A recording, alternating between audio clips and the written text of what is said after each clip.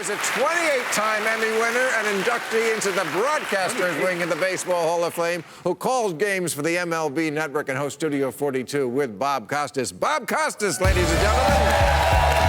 There he is. Bob, how are you, my friend? Good, Bill.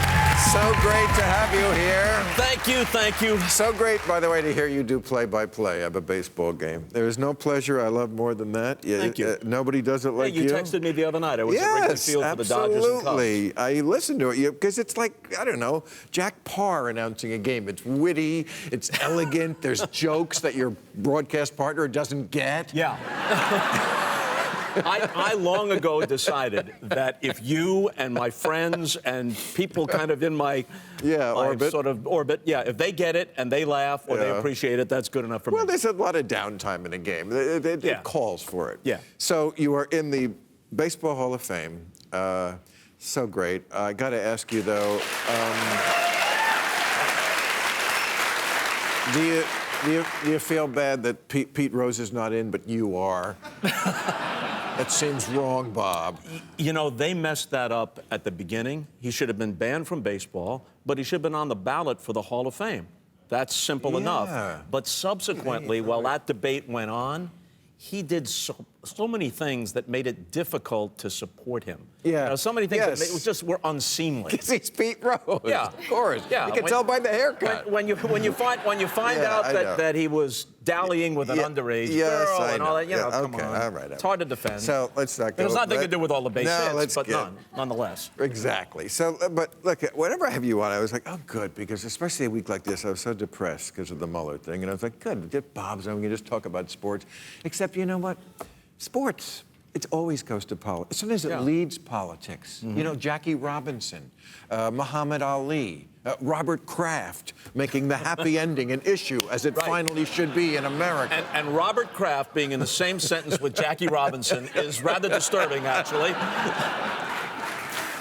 Well, no one defends Robert Kraft, and I feel like I should. Yeah. I don't like his Somebody has to take up the lost causes. I don't like his politics, but, you know, he lost his wife of, like, many decades. So he's getting a little love at the place, and, you know, we have to... Anyway. Go with that, So Bill. is you see anybody like today who's in that league with Ali and Arthur Ashe and, you know, people who really changed culture, Curt Flood and... LeBron James has tried to step up. Yeah. Malcolm Jenkins with the Philadelphia Eagles, Doug Baldwin. They've been articulate and well-informed. Colin Kaepernick, certainly, Colin Kaepernick. Hey, that one got applause. Colin Kaepernick called attention to a very important issue. And paid for it. Paid for it. Like Ali. He did it with grace. The reason I wouldn't elevate him to the level of an Ali or an Arthur Ashe or Kareem, who continues to be a public intellectual, or Curt Flood, whom you mentioned, is that every time he speaks, which is rarely, he says something that doesn't necessarily... Oh, yeah. You know, when he says, I don't vote because the oppressor will never allow you to vote your way out of your oppression, I guess it doesn't matter to him that when he first took a knee, Obama was president. Right. And when he was blackballed from the league, Trump is president. He was not helpful in the election because he said, I remember, like, tearing him a new asshole about it. He was like, oh, Hillary, she's a racist, Trump's a racist, what is it? Yeah. That's, okay, so we'll talk to him.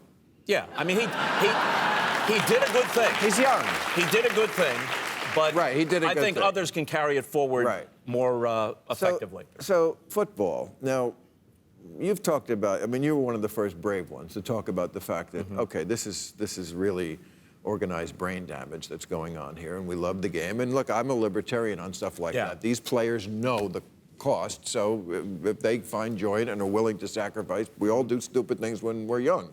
I'm sure I'm paying for some of them now. But, you know, the answer, of course, always is, well, this was allowed to happen because football is just the ultimate cash cow, right? Yeah.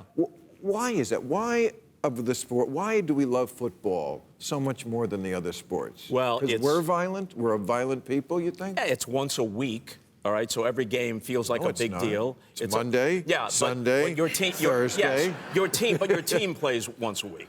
Your team plays once a week. But we watch them all. Yeah, it's ideal for gambling. Then you have your fantasy teams, and it becomes an obsession. Look, when the NFL draft becomes a big deal, like it's some sort of quasi-national holiday, when more people watch the NFL draft than watch really exciting NBA playoff games on the same night or NHL Stanley Cup playoff games, something's warped. But there is something about the violence. I feel like if you are a athlete or a coach and you are interviewed, I noticed there is one word that comes up every time, over and over again. Well, pretend you're an athlete. Yep. If I ask you, like, what can you do to get back in the game? What do you have to do? What haven't you been doing? Taking them one at a time. Aggressive. Oh, aggressive. That's at every single. That's all they talk. We got to be more aggressive. Aggressive. Here's an interesting thing. It's just this. The new head coach at the University of Colorado made a big deal about the way I grew up with the game. It's all about hitting. It's all about aggression, blah, blah, blah. And two of the trustees said they could not vote in favor of his hiring. They could not, even though they knew they'd be outvoted, they weren't down with that. They couldn't any longer justify the amount of money being poured into football when this is supposed to be an academic institution, and maybe the values of football are no longer aligned with what should be the values of an academic institution.